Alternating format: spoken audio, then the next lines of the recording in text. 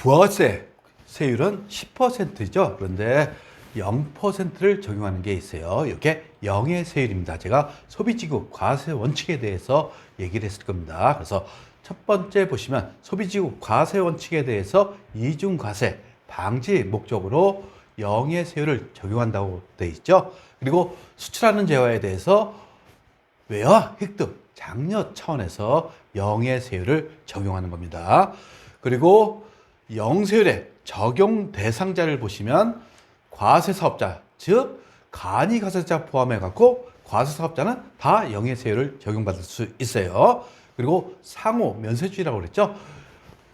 외국에서 우리나라를 면세를 적용했어요. 그러면 우리도 면세를 적용한다는 얘기입니다. 그래서 과세사업자하고 상호 면세주의에 따라서 영세율을 적용한다는 거 참고적으로 아시면 되겠어요. 적용 대상 보시면 수출하는 재화가 있습니다. 결국 직수출이 있고 간접 수출인데 국내 수출이라고 표현합니다. 즉 내국 신용장 또는 구매 확인서 등에 의한 공급이 있어요. 이것을 국내 수출, 간접 수출이라고 합니다. 그럼 한번 수출하는 재화에 대해서 보도록 할게요. 한국하고 미국이 있습니다. 그러면 한국에서 미국으로 수출한다고 가정하십시다. S전자가 스마트폰을 애플사에 수출했어요. 이럴 경우에 직수출이라고 표현하죠. 바로 미국으로 간 겁니다. 그래서 직수출이라고 합니다.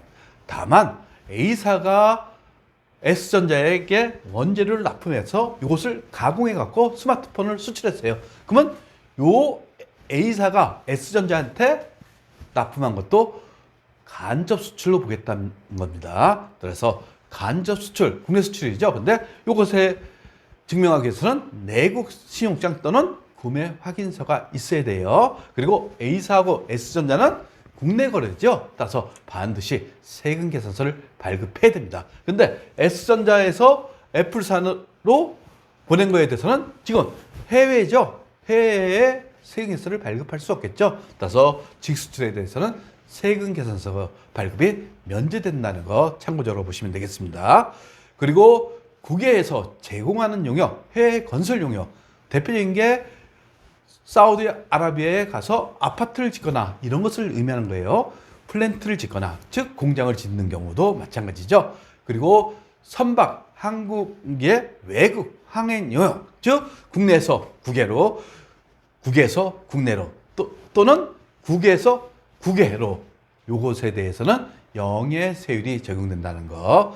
그 다음에 기타 외화를 획득하는 재화 또는 용역으로 규정되어 있어요. 그리고 조세 특례 제한법상 영세율 대상 거래가 있어요. 이것은 SOC라고 해서 사회 간접 자본에 대해서 법에서 정한 영의 세율이 있다는 거 참고적으로 보시면 되겠습니다.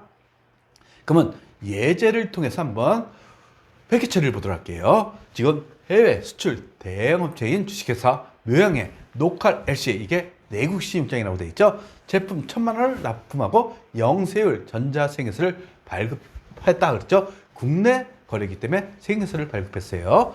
대금은 선수금 300만 원을 상계하고 잔액은 외상으로 했다. 결국 대변에 제품 매출이 되는 거죠. 그리고 선수금 대변에 있던 것을 상계시키고 외상으로 했다. 그러니까 외상 매출금, 이렇게 하시면 되는 겁니다.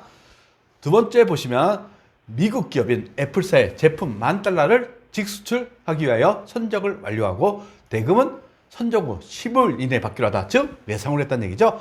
그리고 수출에 대해서 공급 시 우리 공부했어요. 언제라고 그랬어요? 선적일이었죠. 그래서 선적일 기준 환율을 적용하시면 되는 겁니다.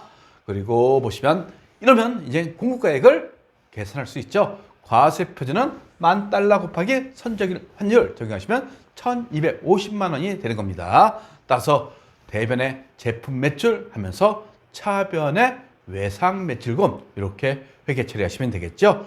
이게 영세율에 대한 내용입니다. 따라서 영세율은 회계 처리보다 중요한 것은 이 영세율을 왜 적용하는지 여러분들이 아셔야 되는 겁니다.